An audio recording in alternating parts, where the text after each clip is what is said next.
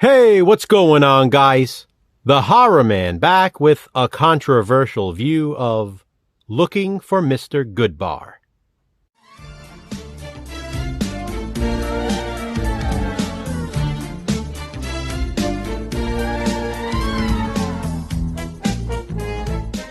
Looking for Mr. Goodbar is a 1977 film starring Diane Keaton.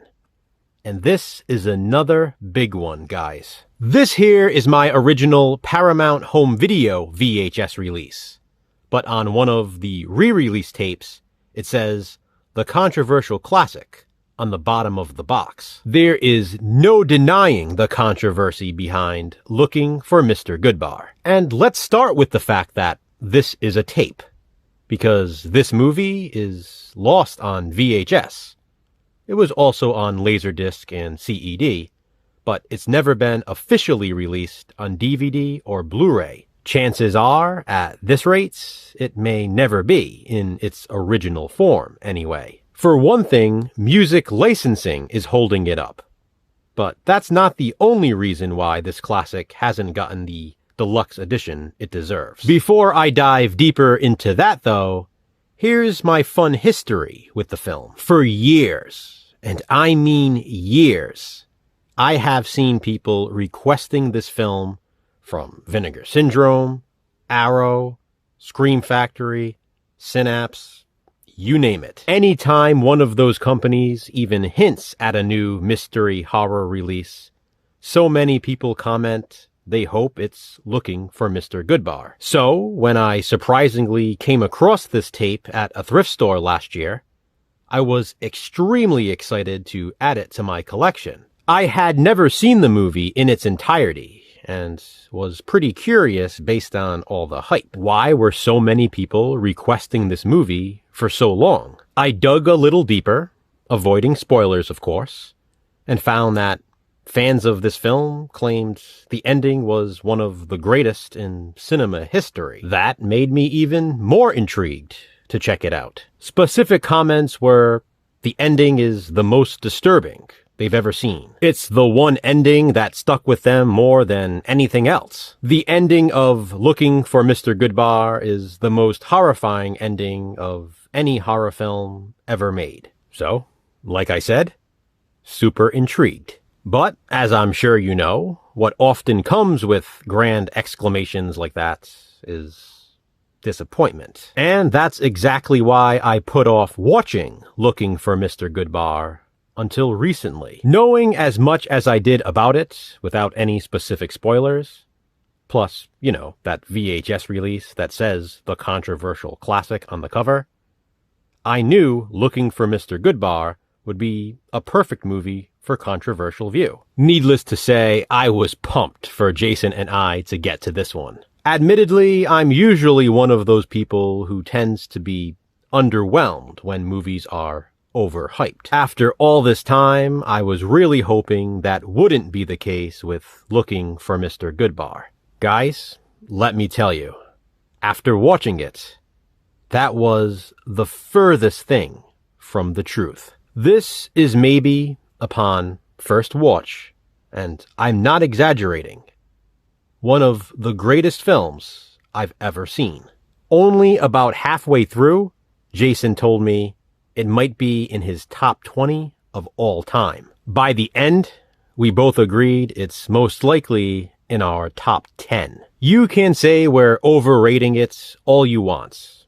If you haven't seen it, it's really hard to make that determination, though. That's how I initially felt when I saw the way everyone else talked about it. I don't think I've ever gone into a movie with higher expectations, and somehow Looking for Mr. Goodbar surpassed them. And yeah, the ending, it'll stay with me forever. But guess what? As much as I'd like for it to be, this is not a review. It's a C-view. A controversial view. Remember when I said music rights aren't the only things holding back a release of this?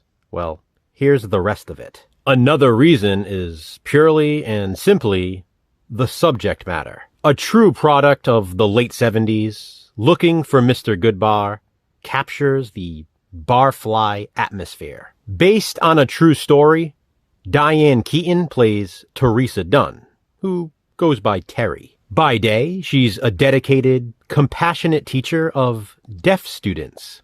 By night, she's a sex kitten on the prowl, searching for men with whom she can engage in progressively extreme sexual encounters.